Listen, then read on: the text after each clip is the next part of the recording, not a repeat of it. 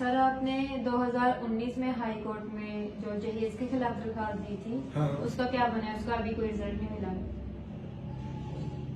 میں کچھ ذاتی معاملات میں الجھا ہوا تھا، اللہ پاک نے وہ معاملے میرے حل کر دیے ہیں، اور انشاءاللہ 2019 میں جو دائر کی گئی پیٹیشن ہے کہ جہیز کے اوپر پابندی لگ جائے، اس کی نمائش پہ، دینے پہ، لینے پہ، یہ چیز تو پہلے قانون میں، ہم نے تو صرف اس پر امپلیمنٹیشن کروانا ہے کہ بھائی ایسا نہ ہو۔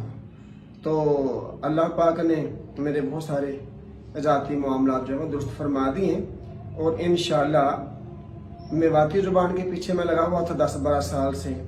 اللہ پاک نے 4-5 محکموں میں اور میرے ہاتھوں مجھے ذریعہ بنایا کہ میواتی زبان جو ہے وہ ہماری رجسٹرڈ ہو گئی ہے۔ تو اب انشاءاللہ اگلا سٹیپ جو ہے وہ یہ ہے کہ انشاءاللہ میں جلد از جلد اپنی وکیل سے رابطہ کر کے، میڈم تابندہ اسلام میری وکیل ہے، سپریم کورٹ کی سینئر ایڈوکیٹ ہے وہ، تو انشاءاللہ رابطہ بلکہ رابطہ میں نے پچھلے دنوں میں کیا ہے، تو ابھی انشاءاللہ ڈیٹ رکھوا کے اس پر بحث کرواتے ہیں۔ تو میرے اللہ نے چاہا تو انشاءاللہ فیصلہ 100% قانون کے مطابق ہمارے حق میں آئے گا۔ پاکستان کے قانون میں یہ چیز موجود ہے کہ جہیز کی آپ نمائش نہیں کر سکتے، اور جہیز آپ مانگ نہیں سکتے اور دے بھی نہیں سکتے۔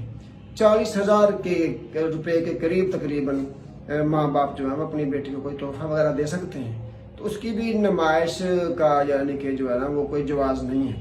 تو یہاں تو خصوصاً ہماری میو قوم میں گاڑیاں تو اب ختم ہو گئی، اب اگلی جو ڈیمانڈ ہے شاید وہ ہیلی کاپٹر کی یا F-16 کی ہے۔ تو یہ چیزیں پوری کرنے کے لیے ہم لوگ سارے کے سارے اپنی زمینیں بیچیں گے ایک دوسرے کے یعنی کہ بالمقابل آنے کے لیے، یا ان سے مقابلے میں جیت جانے کے لیے۔ جہیز کے دینے اور لینے کا جو مقابلہ ہے یہ تک فضول مقابلہ ہے، اور مقابلہ کرنا تو ہمیں تقوی میں کرنا چاہیے، انسان بننے میں کرنا چاہیے، اور دین میں آگے نکل جانے میں کرنا چاہیے، اپنی اولادوں کو پڑھانے میں کرنا چاہیے کہ میری اولادیں اتنی پڑھ گئی ہیں، اور اگر اولادیں پڑھ جاتی تو ان کے اخلاق میں کتنی ترقی ہوئی ہے، اخلاق والے وہ کتنے بن گئے ہیں۔ فَلْيَعْمَلِ الْعَامِلُونَ، قرآن یہ کہتا ہے کہ ایسے اعمال میں آگے نکلنے والوں کو عمل کرنا چاہیے۔ انشاءاللہ العزیز ان قریب اس پر بھی فیصلہ آنے والا ہے، اور قوم کو انشاءاللہ ہم اچھی خبر سنائیں گے۔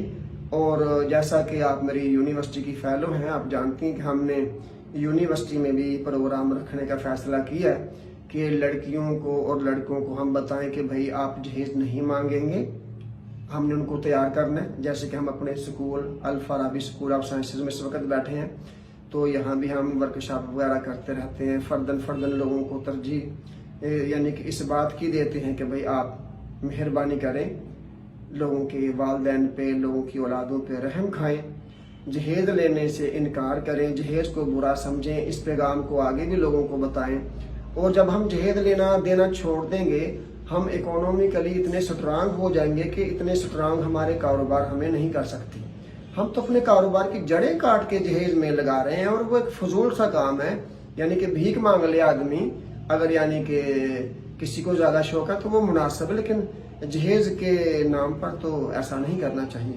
ہماری جائیدادیں بک رہی ہیں ایک خواہ کی شوخی میں، ہم معاشی طور پر بہت سارے کمزور ہو رہے ہیں، ہمارے بچے صرف اس لیے، نوجوان طبقہ اس لیے نہیں پڑھ پا رہے کہ انہوں نے اپنی بہنوں کا جہیز بنانا ہے۔ اگر وہ جہیز بنائے تو پڑھ نہیں سکتے، اگر پڑھتے ہیں تو وہ جہیز نہیں بنا سکتے۔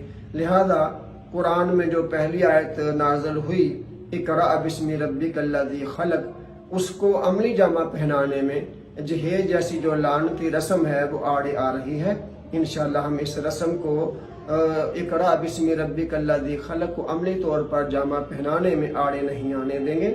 اللہ آپ کے کیے ہوئے سوال کو جو ہے وہ عملی شکل جلد از جلد دینے والا ہے۔ آپ لوگ دعا فرمائیں۔ السلام علیکم۔